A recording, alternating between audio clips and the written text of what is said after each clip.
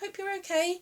This is one of the favourite books in our house, and I hope you enjoy Chapter 1, Guinea Pigs Online by Jennifer Gray and Amanda Swift.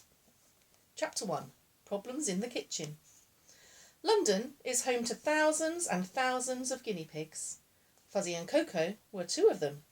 They lived in a very nice terraced house in Strawberry Park, number 7, Middleton Crescent, with their owners, Mr. Ben and Mrs. Henrietta Bliss. Fuzzy was Ben's, Coco belonged to Henrietta. Ben Bliss ran the Strawberry Park Animal Rescue Centre. When Ben first found Fuzzy lying on his back with his legs in the air in a rusty old hutch at the bottom of the garden of an empty house, Ben rushed him straight to the nearest vet, who just happened to be Henrietta. Once they were sure that Fuzzy would be all right, Ben and Henrietta promptly fell in love over the operating table. Afterwards, Ben decided to keep Fuzzy, who was brown and round with a white crest on his forehead, because he brought him luck. A wife and a pet, Ben would joke, all in one afternoon. Actually, it turned out to be a wife and 2 pets, because, by a strange coincidence, Henrietta had mysteriously found a dazed-looking Coco at the bottom of her handbag only the week before, and when her real owner didn't come forward, decided to keep her too.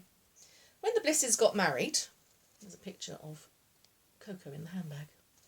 When the Blisses got married, Fuzzy and Coco were very pleased. Guinea pigs squeak when they're happy, and Fuzzy and Coco squeaked a great deal. As everyone knows, guinea pigs like company. Coco knew about love, but she wasn't in love. Not with Fuzzy, anyway. The guinea pigs were friends. Well, most of the time. The truth of the matter is they didn't always see eye to eye, or even whisker to whisker. For instance, Fuzzy absolutely loved where they lived, especially the small walled garden that backed onto the copse behind the house. But Coco saw it as a bit of a come-down. "One does miss Buckingham Palace," she would sigh, gazing at her reflection in the big silvery plant pot that stood beside the cloakroom. Coco and Fuzzy would let themselves out of their hutch when the Blisses kissed each other goodbye in the morning and rushed off to work, husband and wife each thinking the other one had locked the guinea pigs in for the day. "The Queen and I used to have such lovely chats. She can talk to anyone, you know, and the harp was always in tune." "Not that again." Fuzzy, who like Ben was very polite, never actually said this to Coco. He thought it, though. A lot. Coco, Fuzzy believed, was making it up. "How come you're here, then, if you used to live with the Queen?" he would ask, as he watched her admire the fluffy rosettes in her caramel fur and her long white whiskers.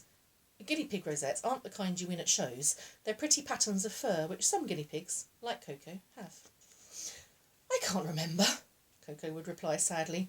"It's all a blank. One minute I was at the palace, the next I was in Henrietta's handbag. I think I must have bumped my head." Fuzzy secretly thought that someone must have put Coco in Henrietta's handbag at the vet's, because they didn't want her any more, like him, but he kept it to himself so as not to hurt her feelings. Instead of mooching around admiring himself in shiny plant pots all day, Fuzzy liked helping around the house.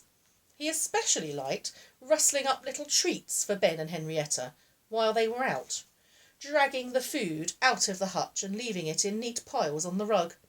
Secretly, he thought if he wasn't a guinea pig, he'd be a chef with his own TV show, like the beautiful Scarlet Cleaver, whose cooking Ben was keen on. Broccoli à la Fuzzy, Fuzzy sprouts, Fuzzy's spinach surprise. His head was bursting with ideas for recipes.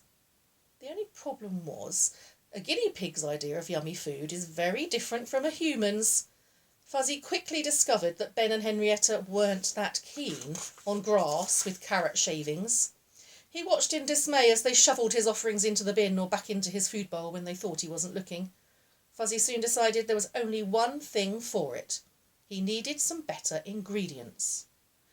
One afternoon, Coco found him puffing and heaving his way across the wooden floor towards the kitchen worktops.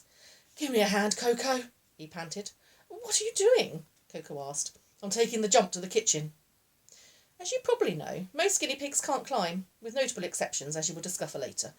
What you may not know is that the jump is a clever device all pet guinea pigs use to get up onto things, like tables and computer desks, when humans aren't around. It's a bit like a miniature seesaw with a flat bit, like a ruler, balanced over a triangular bit, like a doorstop. It also needs 2 guinea pigs to operate it, which is why they prefer to live in pairs. "Bring the squashy cushion," Fuzzy ordered. The squashy cushion was, of course, for the guinea pigs to land on when they jumped down. "Bring the squashy cushion, please," said Coco huffily. Luckily the kitchen was only a short distance from the hutch, and eventually, with a bit of arguing, they got everything into position. "Ladies first," Coco said, standing daintily on one end of the ruler. Fuzzy puffed out his cheeks. "All right," he grumbled. He ran forward and crashed down onto the other end of the ruler. "Whee!" Coco shot up into the air and landed on the marble counter. "Throw something heavy down," Fuzzy shouted. "But mind me." He held his paws over his head. Coco had terrible aim. "Like this?" A red and white bag hurtled through the air and went splat.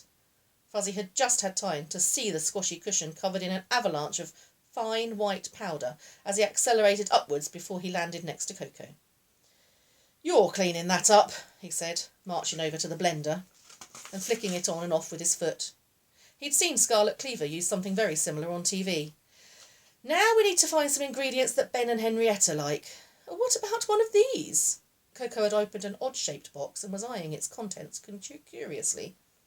"They're called eggs." Fuzzy, who was strong for a guinea pig, heaved one out and flung it into the mixer, where it shattered into a sticky mess. "Tomato ketchup."